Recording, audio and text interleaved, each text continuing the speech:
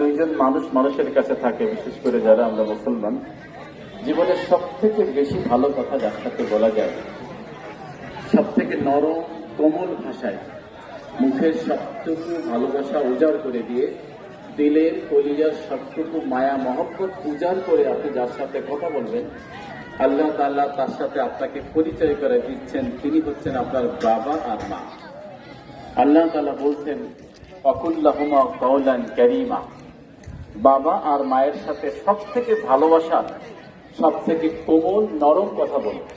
ওয়ালা তাকুল্লাহুমা উফ, একটু মেহেরবানি করে খেয়াল করেন, আমরা অনেক সময় বাবা মা বিরুদ্ধ হয়ে যাওয়ার কারণে তাদের কিছু কাজে আমরা উফ বলে ফেলি। হয়তো কখনো আমরা রাগ করি, বায়না ধরি, তারা আমাদের কথা যদি না শোনেন বিরক্ত হয়ে যায়। এমনকি যত খেদমত আপনি করেন, সেই খেদমতের পরেও একই জায়গায় যখন বাবা